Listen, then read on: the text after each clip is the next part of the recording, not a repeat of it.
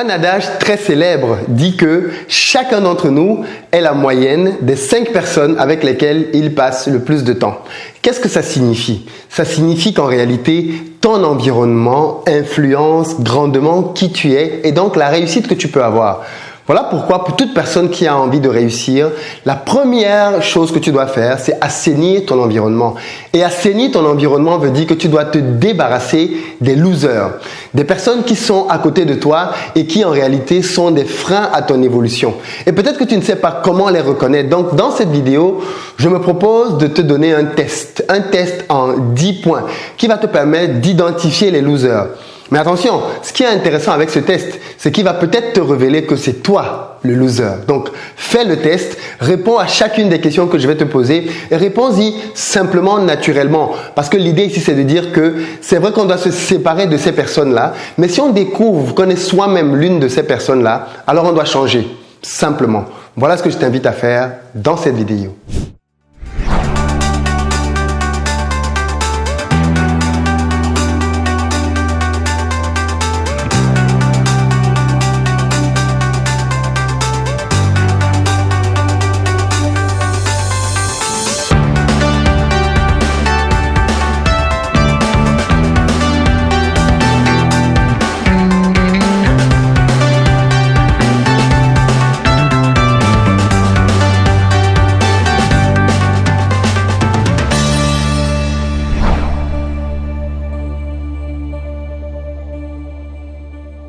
Salut à toi et bienvenue sur ma chaîne. Moi, c'est Philippe Simo et ici, je parle d'entrepreneuriat et d'investissement parce que je suis convaincu que ce sont les deux piliers sur lesquels les Africains doivent s'appuyer pour faire émerger leur continent.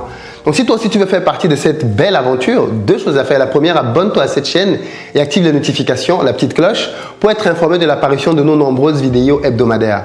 Elles vont te donner du bon contenu business pour t'aider à te lancer et à réussir dans les affaires. Et puis la deuxième, dans la barre de description, clique sur le lien pour recevoir gratuitement le petit livret que j'ai écrit intitulé 10 bonnes raisons de devenir entrepreneur. C'est un tout petit livret qui se lit rapidement et qui va te permettre de te bâtir un bon mindset pour t'aider à te propulser dans ta destinée. L'idée, c'est de dire en fait que on peut identifier quelqu'un à partir de ce qu'il dit très souvent. Les personnes qui sont des gagnants, des winners dans la vie ont un langage qui leur est particulier et puis les losers ont, eux, un autre langage qui leur est propre. Donc, notre but aujourd'hui, c'est de pouvoir identifier point par point comment est-ce que les losers parlent pour que tu puisses très facilement les identifier. La première chose que tu vas souvent entendre les losers dire, c'est qu'ils n'ont pas le temps. Les losers sont des personnes qui n'ont jamais le temps quand il s'agit de faire des choses productives. S'il faut aller s'amuser, s'il faut aller faire la fête, s'il faut aller faire du shopping, ils ou elles sont là. Mais dès qu'il s'agit de sujets sérieux, dès qu'il s'agit de son avenir, dès qu'il s'agit de pouvoir parler business, de pouvoir parler de choses structurantes, et bien généralement ces personnes-là vont te dire « Ah non, franchement, je suis désolé, mais je n'ai pas le temps ».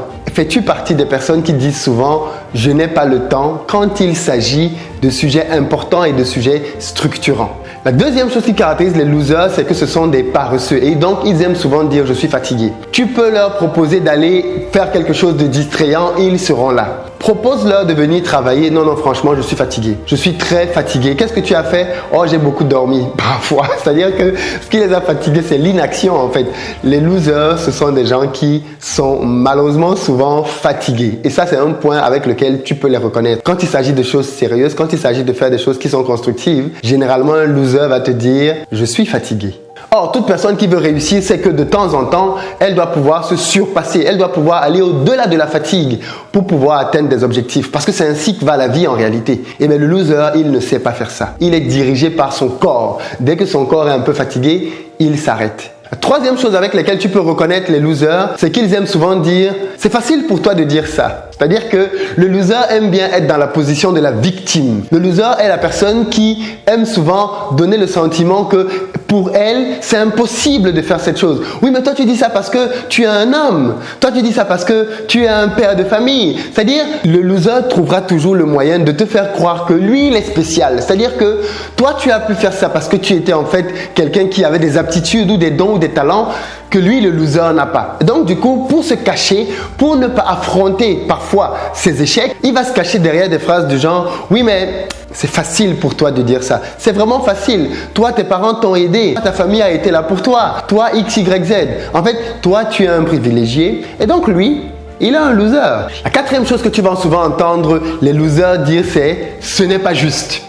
Les losers aiment bien se plaindre des circonstances. C'est-à-dire quand quelque chose se passe pour eux, « oh non, c'est pas juste que j'ai fait ci, j'ai fait ça et j'ai pas eu mes résultats ». Un winner sait que l'échec fait partie de la vie. Un winner sait que l'échec, c'est un moment d'apprentissage pour aller à une étape supérieure. Pour le loser, quand quelque chose ne fonctionne pas comme il veut, eh bien tout de suite, il passe en mode « ce n'est pas juste ». Ce n'est pas juste que tel est ceci, que tel est cela et que moi je n'ai pas cela. C'est pas juste que elle on la recrute et moi on me recrute pas. C'est pas juste que elle soit mariée et moi pas. C'est pas juste que lui, je sais pas moi, il a une voiture et moi je marche à pied. Voilà le langage des losers. Ce n'est pas juste, ce n'est pas juste, ce n'est pas juste. La cinquième chose avec laquelle tu peux bien reconnaître les losers, c'est que ce sont des gens qui disent souvent « je le ferai demain ». Ils aiment bien remettre à plus tard. Ce sont les champions de la procrastination. La procrastination, c'est le propre des gens qui échouent. Les gens qui réussissent, ce sont les gens qui agissent tout de suite. Tu lui donnes une idée, elle lui semble pertinente, il la met en œuvre. Tu lui proposes quelque chose, il pense que ça peut être intéressant, il est lancé dans le projet. Le loser, oh je ferai ça demain, oh je ferai ça plus tard, oh oui, c'est vraiment intéressant, je regarderai ça à un autre moment. Ils sont tout le temps en train de remettre à plus tard des choses qu'ils peuvent faire maintenant. Es-tu concerné par ce point? La sixième manière de reconnaître les losers, c'est que ce sont les gens qui aiment souvent dire « oh, il a eu la chance ». Quand quelqu'un a un résultat exceptionnel, quand quelqu'un réussit quelque chose que le loser trouve vraiment génial, il aime évoquer la chance.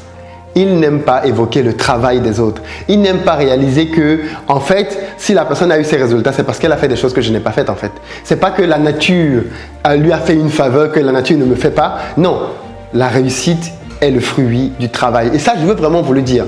Vous pouvez prendre quel domaine vous voulez. Quand vous voyez que quelqu'un est au sommet pendant de longues années, ce n'est jamais le fruit du hasard. C'est toujours le fruit du travail, même s'il ne te le montre pas. Même si quand il est face à toi, il te donne l'impression qu'il est relax. Personne ne reste longtemps au sommet sans être un grand travailleur. Et donc ça, je veux vraiment que tu le retiennes. Ce n'est pas une question de chance. Mais est-ce que toi aussi, tu tiens ce langage-là? La septième manière de reconnaître les losers, c'est que ce sont des gens qui disent souvent « je suis trop brisé, je suis trop affecté ». Quand il arrive quelque chose de douloureux, de difficile à un loser, il va le traîner toute sa vie. Tu vas le voir aujourd'hui, il va te rappeler la difficulté qu'il a eue il y a 1 an. Tu viens 3 ans plus tard, il te parlera de la difficulté qu'il a eue il y a 4 ans.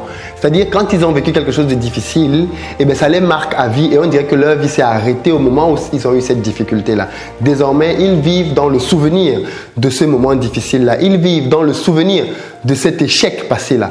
Voilà ce qui caractérise ces personnes-là. Est-ce que toi aussi, tu as tendance à beaucoup trop te souvenir et ressasser les moments difficiles que tu as vécus? La 8e caractéristique des losers, et celle-là elle est bien répandue, c'est que ce sont des gens qui aiment dire « ce n'est pas ma faute ». Tu peux dire tout ce que tu veux. Ce n'est jamais la faute du loser. Pour le loser, c'est la faute de l'État s'il est dans l'État où il est. C'est la faute des dirigeants politiques. C'est la faute de sa famille. C'est la faute des sorciers, des marabouts. C'est la faute de son mari ou de sa femme. C'est même la faute de ses enfants. Ce n'est pas sa faute. Si je n'avais pas eu des enfants, je serais loin dans ma vie. Si je ne m'étais pas marié, je serais loin dans ma vie. Franchement, c'est parce que je suis en Afrique que les choses ne marchent pas pour moi. C'est parce que je suis en France. La France, c'est un faux pays. L'Afrique, c'est un faux continent. Voilà des gens qui trouvent toujours le moyen, quand il leur arrive quelque chose, de dire que c'est la faute des autres. Ils sont tout le temps à pointer un doigt vers les autres, mais ils oublient que quand ils pointent un doigt vers les autres, 3 doigts sont pointés vers eux-mêmes. Mon ami, si tu veux réussir dans la vie, si tu veux cesser d'être un loser, il faut que tu commences à accepter ta responsabilité. Parfois, même si ta responsabilité est de 5 ou 10%, accepte qu'elle est à toi à 100%. Voilà comment les leaders fonctionnent. Ils prennent sur eux les résultats des échecs, même des autres. Voilà pourquoi est-ce que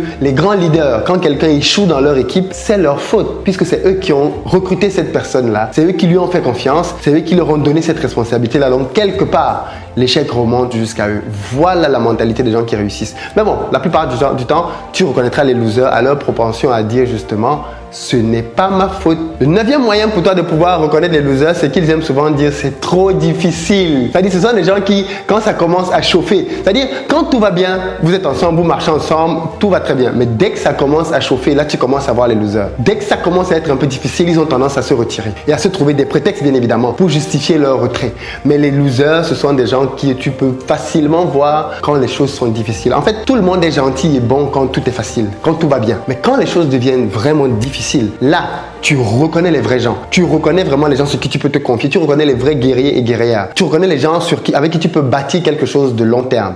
Malheureusement, c'est souvent à ces moments-là justement que les losers se révèlent. Et ça peut faire mal parce que tu es dans un projet ou dans un truc avec quelqu'un, tu comptes sur lui et dès que la première vraie difficulté arrive, il t'abandonne. Tu te retrouves un peu seul. Bon mais, qu'est-ce que tu veux que je te dise? C'était un loser simplement. C'est comme ça qu'il faut le comprendre. Et peut-être que c'était pas plus mal qu'il se soit barré de ta vie. Parce que maintenant que tu es peut-être seul, tu vas pouvoir choisir un vrai autre partenaire pour pouvoir construire quelque chose de fort, de stable, de solide. Et puis le 10e élément caractéristique des losers, c'est qu'ils aiment bien dire c'est impossible. Voilà le mot que tu trouveras très souvent dans la bouche des losers. Au lieu de reconnaître qu'il n'est pas capable de faire ça, au lieu de reconnaître que tu es plus fort que lui dans ce domaine-là, au lieu de reconnaître ton mérite et tes résultats, le loser va avoir tendance à dire c'est impossible. Oh, tu dis que tu as fait telle chose, c'est impossible. Tu dis que tu lances des business au pays alors que tu vis en Europe, c'est impossible. Tu dis que tu gagnes tel type de somme, c'est impossible. Tu dis qu'on peut se lancer dans les affaires et gagner tel type de revenus, c'est impossible. Ce sont des gens qui voient l'impossible partout. Mais vraiment, ce sont des gens qui voient l'impossible partout. C'est une manière très simple de pouvoir aussi identifier les losers. Voilà le test que je te proposais en 10 questions pour identifier si toi-même tu es ou pas un loser. Dis-moi donc maintenant, après avoir fait ce test, est-ce que tu y vois beaucoup plus clair? Est-ce que tu es concerné par un ou plusieurs de ces points? Ou alors est-ce que ça te permet d'identifier autour de toi des personnes qui ont plusieurs de ces éléments de langage là? C'est clairement dangereux parce que c'est la preuve que ce sont des gens qui sont négatifs, ce sont des gens qui peuvent facilement tout gâter autour d'eux à cause de leur mentalité. Et puis si tu as entendu ceci et que tu te reconnais dans plusieurs éléments, ce n'est pas trop tard, ne désespère pas. Prends juste la décision de changer. Ne dis pas que c'est la faute de quelqu'un d'autre. Prends la décision de changer et tu deviendras quelqu'un de meilleur. On arrive au terme de cette vidéo. Je t'invite à partager le test à tous ceux et toutes celles que tu aimes pour qu'ils fassent un test et se rendent compte peut-être à quel point dans les domaines de leur vie, ils ont encore du boulot parce que je pense que beaucoup de personnes sont concernées par un ou plusieurs des éléments que l'on a vu dans ce test. Donc je compte sur toi pour le partager massivement et puis je te dis à très bientôt.